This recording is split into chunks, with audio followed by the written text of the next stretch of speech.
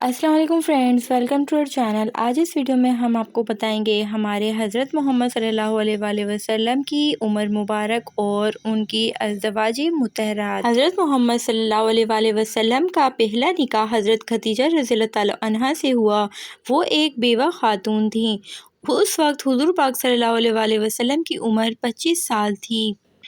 دوسرا نکاح حضور پاک صلی اللہ علیہ وآلہ وسلم کا حضرت سودا رضی اللہ تعالیٰ عنہا سے ہوا۔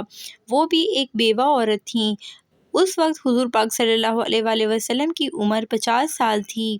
تیسرا نکاح حضرت عائشہ رضی اللہ تعالیٰ عنہا سے ہوا۔ وہ ایک کنواری لڑکی تھیں۔ ان کی عمر اس وقت 63 سال تھی۔ چوتھا نکاح حضور پاک صلی اللہ علیہ وآلہ وسلم کا حضرت حفصہ رضی اللہ تعالیٰ عنہا سے ہوا۔ وہ بھی ایک بیوہ عورت تھیں۔ ان کی عمر اس وقت 56 سال تھی۔ آپ کا چوتھا نکاح حضرت حفصہ رضی اللہ تعالیٰ عنہا سے ہوا۔ وہ بھی ایک بیوہ خاتون تھیں۔ آپ کی عمر اس وقت 56 سال تھی۔ پانچواں نکاح آپ کا حضرت زینب رضی اللہ تعالیٰ عنہا بنت حذیفہ رضی اللہ تعالیٰ عنہ سے ہوا۔ وہ بھی ایک بیوہ خاتون تھیں اور آپ کی عمر اس وقت 56 سال تھی۔ آپ صلی اللہ علیہ وآلہ وسلم کا چھٹا نکاح حضرت سلمہ رضی اللہ تعالیٰ عنہا سے ہوا۔ وہ بھی ایک بیوہ خاتون تھیں اور آپ کی عمر اس وقت 56 سال تھی۔ ساتواں نکاح آپ کا حضرت زینب رضی اللہ تعالیٰ عنہا بنت جحش رضی اللہ تعالیٰ عنہ سے ہوا۔ آپ ایک مطلقہ عورت تھیں اور آپ صلی اللہ علیہ وآلہ وسلم کی عمر اس وقت 58 سال تھی۔ آٹھواں نکاح آپ کا حضرت جویریہ رضی اللہ تعالیٰ عنہ سے ہوا۔ وہ اس وقت قید سے آزاد ہوئی تھیں اور آپ صلی اللہ علیہ وآلہ وسلم کی اس وقت عمر 58 سال تھی۔